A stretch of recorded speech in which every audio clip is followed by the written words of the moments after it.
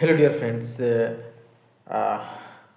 आपने देखा होगा कि आजकल बहुत ही एक गंभीर न्यूज कह सकते हैं और इस फ्यूचर को देखते हुए बहुत ही कह सकते हैं कि ये दुखद न्यूज भी कह सकते हैं कि जहाँ चारों तरफ लोग शांति की इच्छा रखते हैं, उसी के बीच ये कुछ कंट्री ताकतवर जो हैं आज अपने साम्राज्य के विस्तार के लिए, अपने बिजनेस के विस्तार के लिए, अपने इकोनॉमिक को विस्तार के लिए बहुत ही गलत तरीके से अपना रास्ताओं को चुन रही है।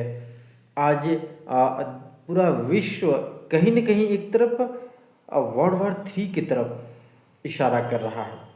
प्यारे दोस्तों, आप देखे होंगे और सुने भी होंगे कि जो कल से ही या उसके कुछ दिन पहले से, ऐसे तो कहें तो ये तनाव कई महीनों कई सालों से चल रहा है, लेकिन कुछ रोज़ पहले से जो इज़राइल और ईरान के बीच ये तनातनी बनी हुई थी और जो गोले और मोर्टार दागे जा रहे थे, ये कल सुबह 8 बजे इसी बीच एक न्यूज़ आती है कि जो ईरान के सुप्रीम लीडर हैं अयतुल्ला खामनेई जी नहीं रहे।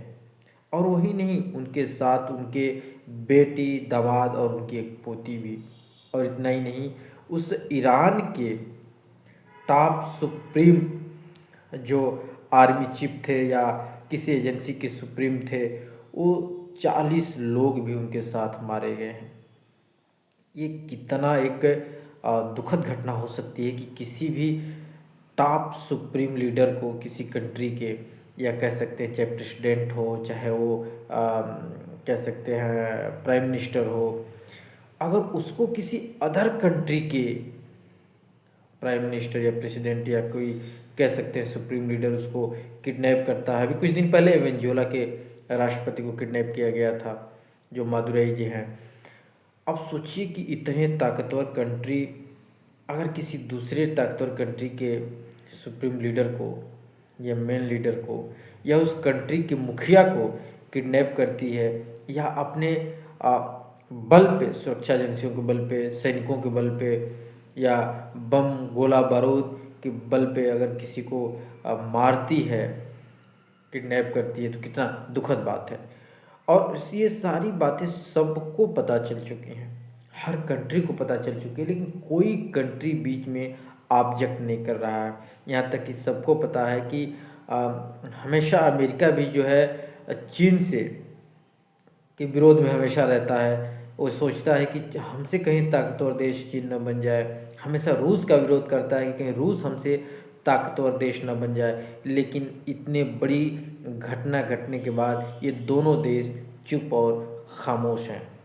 कोई इस पे अपनी प्रतिक्रिया नहीं दे रहा है कि आज विश्व शांति कहाँ जा कर के एंड होगी, कहाँ जा कर के ख़त्म होगी, और इसके लिए कितनी कीमतें चुकानी पड़ेगी। प्यारे दोस्तों, ये विश्व एक जो केवल अंधा दौड़ में, केवल इकोनॉमी के दौड़ में, केवल अपनी इकोनॉमिक स्तर को बढ़ाने के लिए जो इंसानियत की बलि दी जा रही है। आप देखेंगे कि ईरान के जो सुप्रीम लीडर हैं, वो खुद एक ऐसे जो गल्फ़ कंट्री है उसमें किसी बच्चों के विद्यालय में बम दागे, जिसकी वजह से 100 से ज़्यादा बच्चों की डेथ हो गई। ये क्या हो रहा है? आप आए दिन ये देख रहे हैं। ये कहीं न कहीं एक बहुत दुखद घटना की तरफ इशारा कर रहा है। और इतना समझ लीजिए, आपको भी पता है कि अगर आप किसी को नुकसान पहुंचाते हैं, आज वो ताकतवर नहीं है, लेकिन वो इस घटना को हमेशा याद रखेगा। अब अगर आप ईरान के लोगों को इतना नुकसान पहुंचाएं, तो ईरान की आम पब्लिक, वहाँ के लीडर या वहाँ की आर्मी क्या चुप बैठेगी? वो भी इसका रिटेलिएट करेगी, बदला लेगी, जितनी ताकत के साथ कर सकती है। चाहे जहाँ आप गल्फ़ कंट्री में आपने बम दागे हैं, रॉकेट दागे हैं, क्या वो कभी शांत रहेंगे? वो लोग भी कहीं न कहीं किसी रूप से बदला लेंगे। तो ये देश और विश्व किस दिशा में जा रहा है? किसी को संतोष नाम की चीज़ नहीं है, किसी को संतुष्टि नाम की चीज़ नहीं है, सेटिस्फेक्शन नहीं है कि जितने में हैं वो उतने में ही खुश रहें। वो अपने पर्याप्त चीज़ों पे गर्व नहीं कर रहे हैं, उसको बचाने के चक्कर में नहीं, पर बस लूटने के चक्कर में, ताकत के बल पे अब आम जनमानस को नुकसान पहुंचाया जा रहा है, जिसमें किसी की गलती नहीं है। ये लीडर अपने बल पे, कुछ संख्या के बल पे फैसला लेते हैं, ना कि एक आम जन के बल पे। लेकिन ये नहीं समझ पा रहे हैं कि इससे कितनी नुकसान और कितने जन की हानि हो रही है। अपने इकोनॉमी को टॉप करने के लिए कितने लोगों की जानों की बलि दी जा रही है। क्या शांति का यही एक जरिया हो सकता है? वार्ता भी हो सकती है, बैठ के बातचीत भी हो सकती है, अदर कंट्री के लोगों के साथ मिल करके एक सामूहिक समझौता हो सकता है। लेकिन आजकल के इस टाइम में तो यूएन का कोई महत्व ही नहीं रह गया है, संयुक्त राष्ट्र का कोई बात ही नहीं सुन रहा है, उसको कोई वैल्यू ही नहीं दे रहा है। सब लोग अपनी ताकत के ही मालिक बने हुए हैं। और अमेरिका अमेरिका तो सबका बॉस बना फिर रहा है। वो चाहे कि इस कंट्री में किसको रखना है, किसको प्रेसिडेंट बनाना है, किसको प्राइम मिनिस्टर बनाना है, सब उसके हाथ में। कितनी गलत दिशा में और कितना बल का दुरुपयोग हो रहा है। वो चार देशों को आपस में लड़ाता है, फिर ये कहता है कि देखो तुम कमज़ोर पड़ रहे हो, तुमको हमसे, अगर तुम चाहो तो सुरक्षा, अगर अपने बल को मजबूत करना है तो हमसे तुम गोले बारूद, मिसाइलें, यहाँ तक के फाइटर जेट हमसे खरीदो, नहीं तो तुम कमज़ोर पड़ जाओगे। वो अपना बिजनेस कर रहा है, लेकिन लोग इस बात को समझ नहीं पा रहे हैं। चाहे गल्फ़ कंट्रियाँ हों, चाहे अदर कंट्रियाँ हों, वो पहले दो लोगों को आपस में लड़ाता है, फिर देखता है कि जो कमज़ोर है उसके साथ फिर दोस्ती का हाथ बढ़ाता है और कहता है कि ऐसा है कि तुम हमसे बिजनेस करो, हम तुमको इस दर पे, इतने सस्ते दर पे, चाहे हम अच्छे हथियार तुम्हें देंगे और तुम आगे अपने आप को मजबूती के साथ किसी से लड़ सकते हो। कोई समझ नहीं पा रहा है। प्यारे दोस्तों, आप देख रहे हैं कि कल की घटना, जो सुबह 8 बजे ईरान के जो सुप्रीम लीडर हैं अयतुल्ला खामनेई जी, वो अपने 40 आला अफसर, या कह सकते हैं टॉप अफसरों के साथ मीटिंग ले रहे थे। कोई सोच सकता है कि जो टॉप सुप्रीम लीडर हैं, उनका जो हाउस होता है या मीटिंग हॉल होता है, चाहे उनका जो ऑफिस होता है, वो बहुत ही सुरक्षित, हाई सिक्योर्ड सुरक्षित प्लेस पे होता है।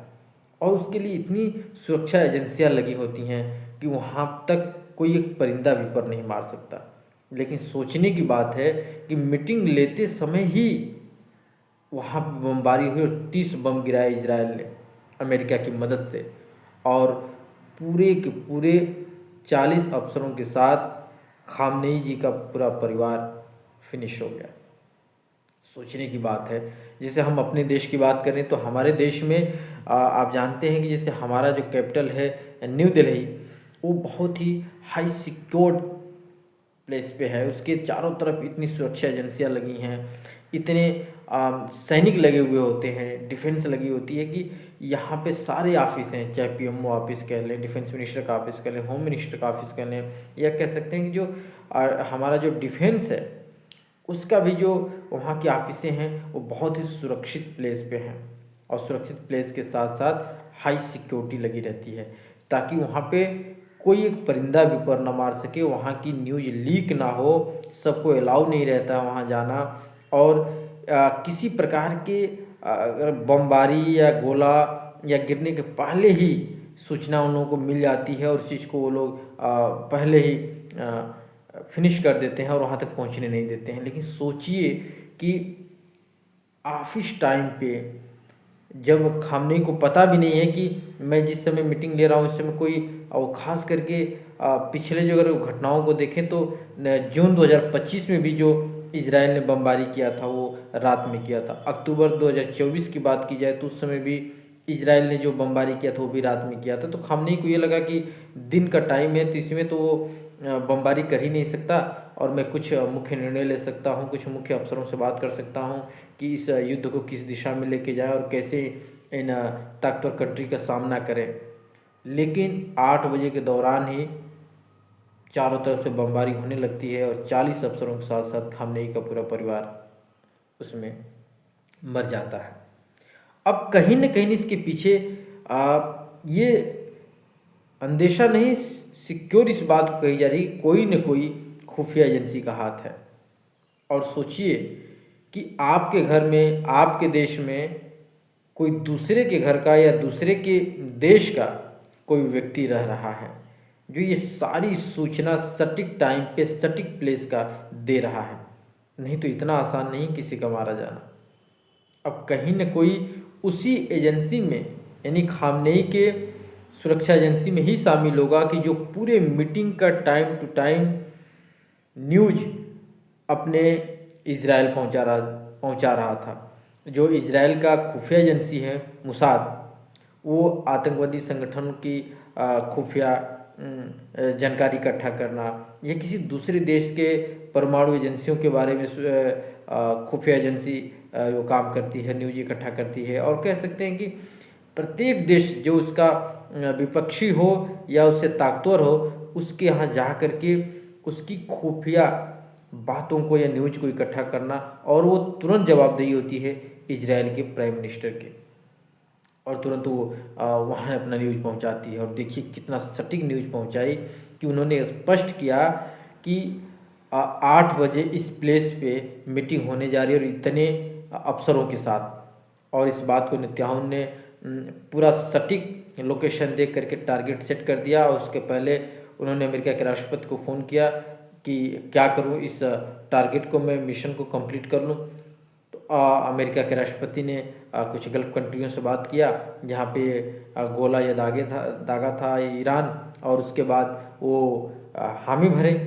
तो उन्होंने, ट्रंप ने परमिशन दे दी कि आप बिल्कुल छोड़ना नहीं है, क्योंकि काफ़ी दिनों से आप देख रहे थे कि अमेरिका और ईरान के बीच तनातनी चल रही थी। ईरान का लीडर चेंज करने की बात अमेरिका कर रहा था और बोल रहा था कि वहाँ के जो आम पब्लिक है खामनेई को पसंद नहीं करती, क्योंकि खामनेई 25 से 30 सालों से वो सत्ता संभाले चल रहे थे। और जो गल्फ़ कंट्री है सुन्नी समुदाय है, और जो ये ईरान है ये शिया समुदाय है। तो ऐसे भी इन दोनों के बीच तनातनी है, अलग अलग समुदाय होने के नाते। और इस प्रकार से कह सकते हैं कि वो एक टारगेट और लोकेशन इतना सटीक था कि बस परमिशन मिलते ही ट्रंप का इजराइल ने अपने सारे हथियार, सारे बम उन्होंने छोड़ना शुरू कर दिया। और बताया जा रहा है कि 30 बम उन्होंने इजराइल कह रहे हैं ईरान के जो मीटिंग चल रही थी उस हाउस पे, कह सकते हैं कि उन्होंने अटैक किया और सारे के सारे लोग मारे गए। तो घर का ही कोई उसमें भेदिया हो सकता है, या ईरान का भी कोई खुफिया एजेंसी हो सकती है जो ईरान में रह करके शामिल होकर के उसमें वहाँ का पूरा न्यूज़ इकट्ठा करके और इजराइल या अमेरिका को पहुँचा रहा है। तो इससे भी हर एक कंट्री को सीख लेना है कि जो उसकी एजेंसी है कहीं उसमें दूसरे देश का कोई मेंबर काम तो नहीं कर रहा है, या अपने ही देश का कोई मेंबर यहाँ की जानकारी या खुफिया बातों को कई अदर देशों में एक्सपोर्ट नहीं कर रहा है ना। क्योंकि सारी बातें हमारे जो टॉप लीडर होते हैं वो बहुत ही कम लोगों के बीच शेयर करते हैं जब किसी मिशन को अंजाम देना होता है। लेकिन उसी मिशन के बीच अगर कोई सीक्रेट बातों को अगर कोई आदमी शेयर कर दे तो वो सारा मिशन बेकार हो जाता है, जैसे ईरान के सुप्रीम लीडर के साथ हुआ है। तो ये भी सीख लेने की बात है कि हर एक देश के भरोसा करना है, लेकिन इतना भरोसा नहीं करना है कि वो आपको ही ख़त्म कर दें। तो इस बात का भी विशेष ध्यान रखना है कि हर एक एजेंसी को भरोसा बिल्कुल है, लेकिन एजेंसी में काम कर रहे लोगों की हमेशा एक तरह से इन्वेस्टिगेशन होना चाहिए कि ये सच में हमारे देश के लिए काम कर रहे हैं कि नहीं कर रहे हैं। और उनके हर सोशल साइटों को और हर जो उनका कह सकते हैं बातचीत का माध्यम है अपने, उसको हर चीज़ को इन्वेस्टिगेट करना चाहिए हमारे सरकारों को, हर एक देश की सरकारों को। क्या हमारे टीम मेंबर में से कोई हमारी बातों को तो लीक नहीं कर रहा है? ये बात तो हो गई कि कोई ना कोई एक ऐसा खुफिया होता है जो आपकी बातों को लीक करता है, जिससे आपको नुकसान पहुंचता है।